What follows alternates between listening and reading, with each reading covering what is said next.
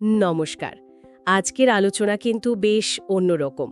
মানে আমরা যেভাবে টাকা আয় করা বা ধনী হওয়া নিয়ে ভাবে তার থেকে একটু হটকে।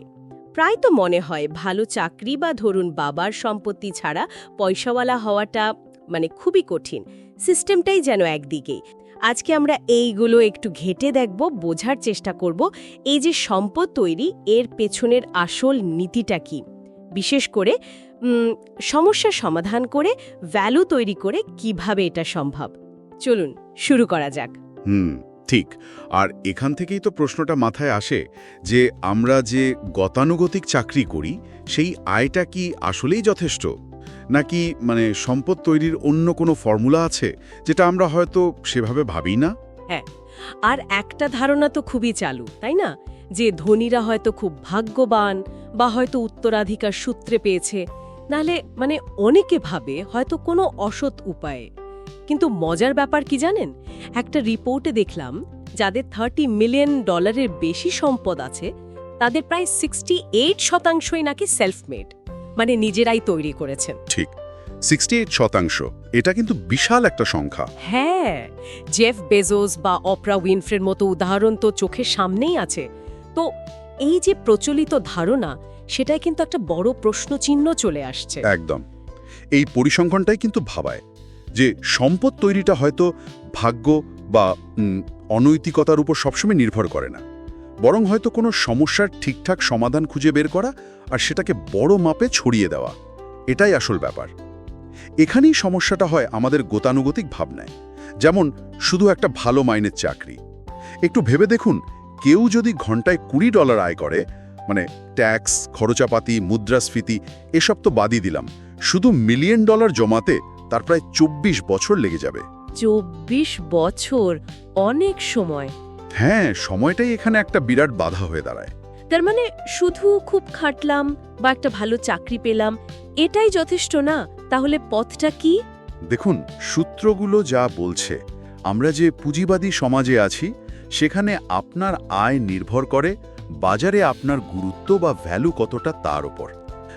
মার্কেট আপনাকে কতটা মূল্যবান মনে করছে, এটাকে হয়তো বলা যায় পারসিভড ভ্যালু বা বাজার নির্ধারিত মূল্য। বাজার কিন্তু এটা দেখবে না আপনি কত ঘন্টা খাটলেন। আচ্ছা, দেখবে আপনার সমাধান বা স্কিলটা কতটা দরকারি। ধরুন একজন খুব জনপ্রিয় ফুটবলার, তার আয় একজন পরিষ্কারতা কর্মীর থেকে অনেক অনেক বেশি। কারণটা সহজ, বাজার ফুটবলারের স্কিলটাকে অনেক বেশি মূল্যবান মনে করছে, যদিও হয়তো পরিষ্কারতা কর্মী অনেক বেশি ঘন্টা কাজ করছেন বা তার কাজটা ফিজিক্যালি অনেক কঠিন। তার কঠিন পরিশ্রম নয়, মূল্যবান সমাধান, এটাই কি পয়েন্ট? একদম। কতটা কঠিন কাজ করছেন সেটা না, কতটা মূল্যবান কিছু দিচ্ছেন, সমাধান হোক বা পরিষেবা, সেটাই আসল। মানুষের জীবনে অসুবিধা তৈরি করছে আর সেটার একটা ভালো সমাধান দিতে হবে। যেমন ধরুন অ্যামাজন কত ঝক্কি কমিয়ে দিয়েছে কেনাকাটার, দোকানে যাও, লাইনে দাঁড়াও, এইসব। ঠিক, এখন তো ঘরে বসেই সব। তো সমস্যাটা যত বড়, তার সমাধানের আর্থিক পুরস্কারটাও তত বড় হওয়ার সম্ভাবনা থাকে। বুঝলাম, সমস্যার সমাধান। কিন্তু এখানেই শেষ না। শুধু সমাধান আনলেই হবে না, সমাধানটা হতে হবে পরিমাপযোগ্য, স্কেলেবল। স্কেলেবল, আচ্ছা। হলো আপনার সমাধানটা যেন অল্প চেষ্টায় বা অল্প রিসোর্স বাড়িয়ে বহুগুণ বেশি মানুষের কাছে পৌঁছে দেওয়া যায়। ধরুন একটা ছোট রেস্টুরেন্ট, সে হয়তো তার এলাকার কিছু লোককে খাওয়াতে পারে, কিন্তু একটা ফ্র্যাঞ্চাইজি মডেল বা ধরুন অনলাইন ডেলিভারি সিস্টেম, সেটা অনেক বেশি স্কেলেবল।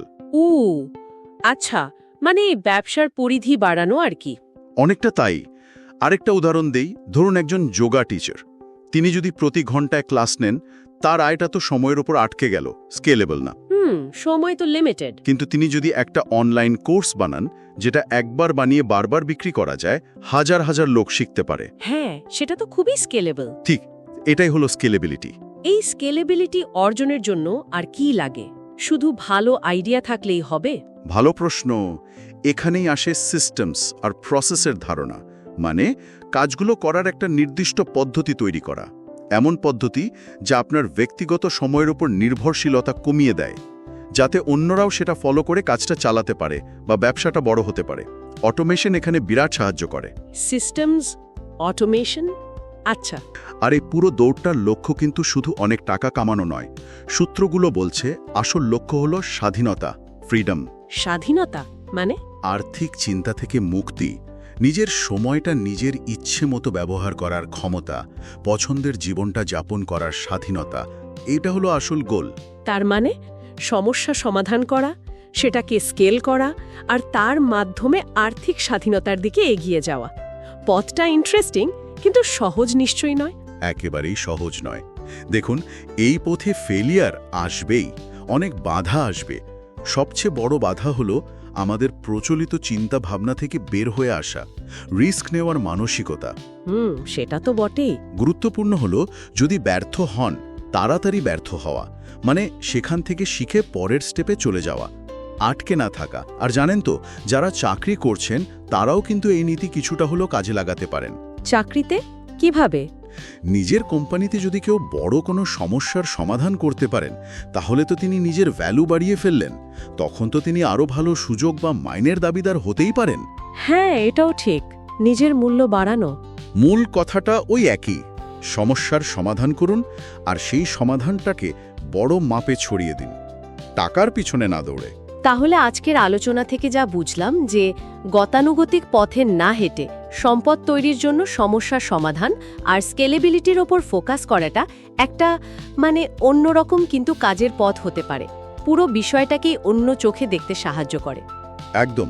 আর সবশেষে একটা কথা যোগ করতে চাই, যদি এই পুরো জার্নিটার আসল লক্ষ্য হয় স্বাধীনতা, তাহলে হয়তো কোনো একটা বড় সমস্যার সমাধান করার যে চেষ্টা, যে স্ট্রাগল, সেই যাত্রাপথটাই হয়তো আসল প্রাপ্তি। ফলাফল যাই হোক না কেন, একটা অর্থপূর্ণ লক্ষ্যের দিকে এগোনো, মানুষের কোনো কাজে লাগা, এটাও তো কম বড় পুরস্কার নয়, তাই না? এই ভাবনাটা না হয় থাকলো আমাদের সবার জন্য।